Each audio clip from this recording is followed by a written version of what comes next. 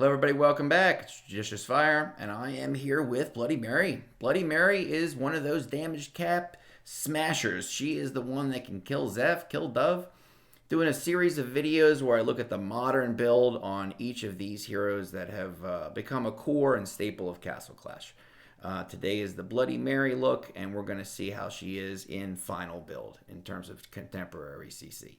If you could hit the subscribe button and the notification bell, it'll let you know when these videos come out. Appreciate it.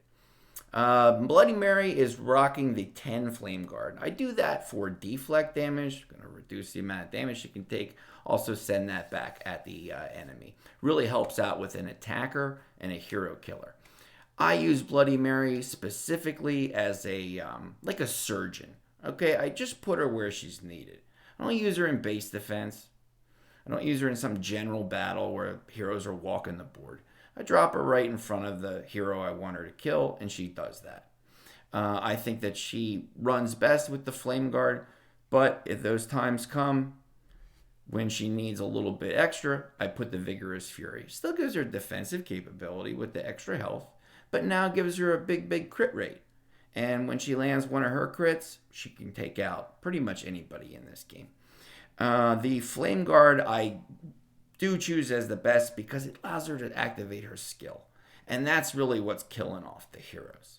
Okay, so you've got to be able to activate your skill again and again and stay alive in this game.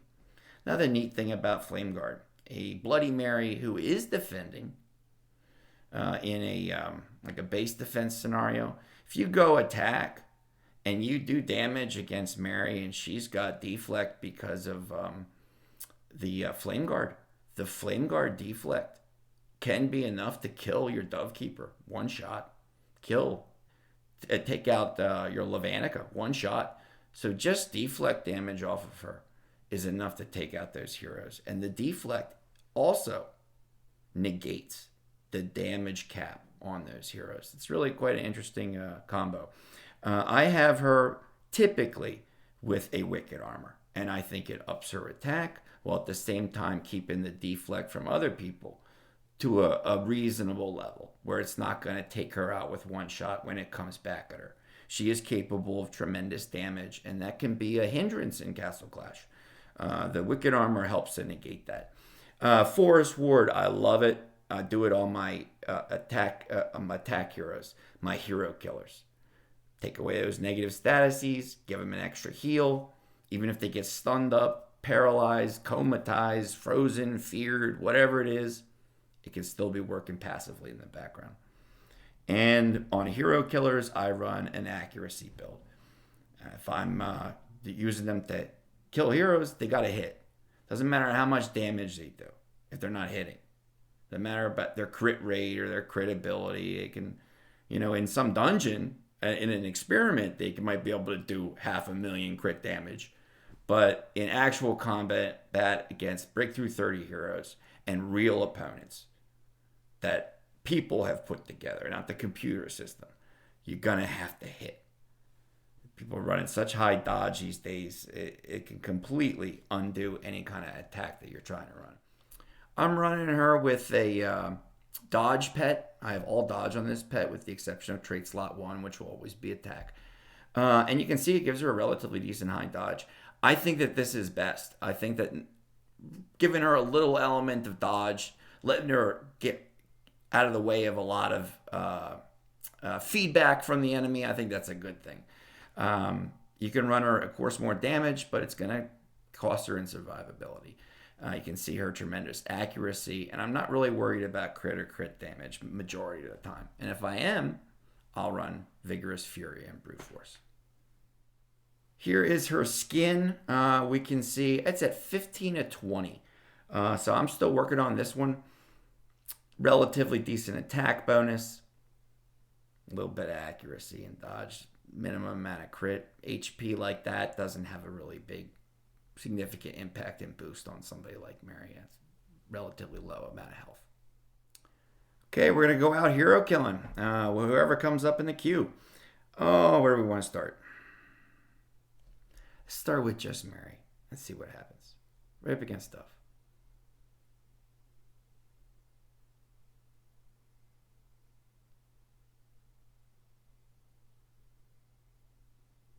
You can see that she can also one-shot the love doves. And dove is out. Throw the rest of the gang in there.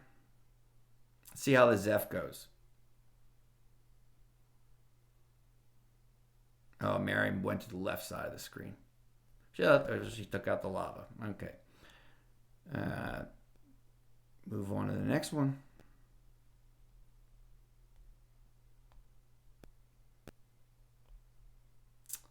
Let's see here.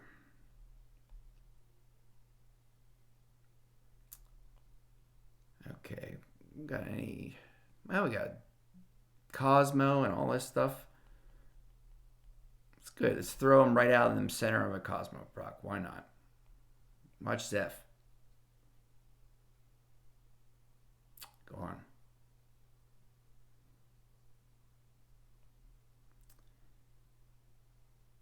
Affect all heroes, either through creation's abilities or Bloody Mary's abilities. So creation can do what Bloody Mary does in terms of taking out damage capped heroes. He doesn't ignore damage caps, but he does damage over time. He can do that from a distance. Mary's got to be right up in front of him. Okay, we got a dove down there. We got a Zeph up here. Let's do Zeph just against Mary by herself.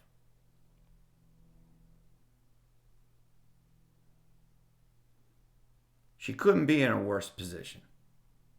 See how she does just by herself. With this accuracy build. With the damage reduction that is given through deflection and flame guard. Zeph's dead. With a little bit of dodge through a pet with wicked armor, so she doesn't basically suicide herself by reflect or deflect damage against an enemy.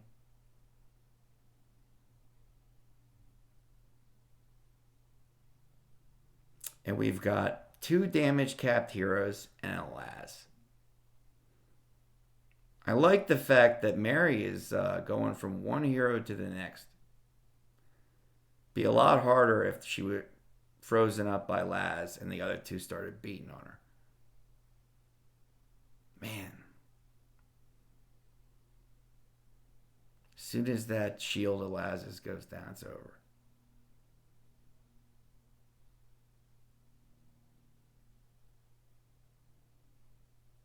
If she times it out right. Hey, she did.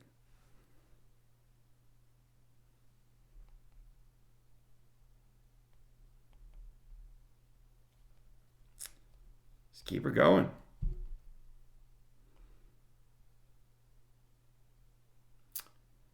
Oh, we've got... Let's go against Dove. Let's lead with Zeph, rest of the team.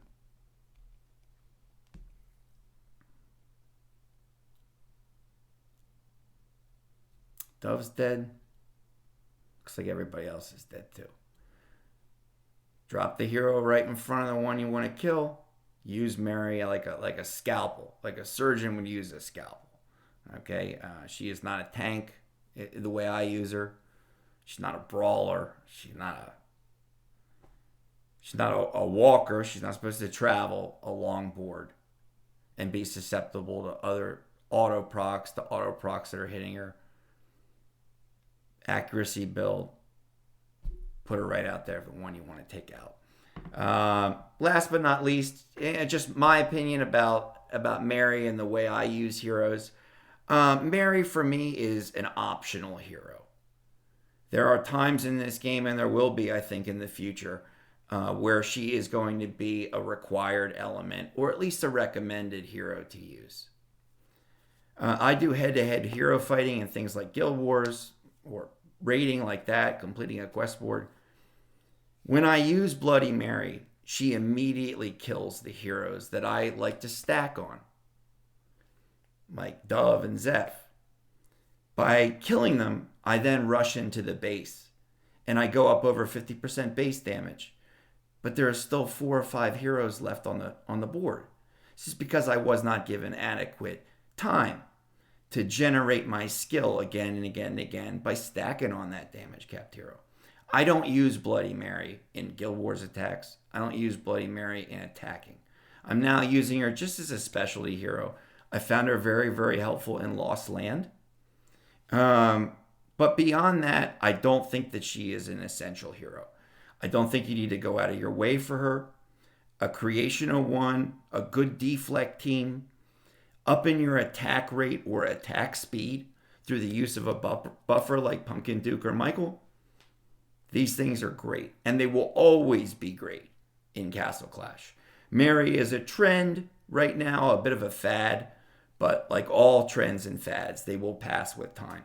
And our good friend PD and Creation for like 3.5 years now will still be there on our side. So enjoy your clashing, everybody. I'll check you next time. Bye-bye.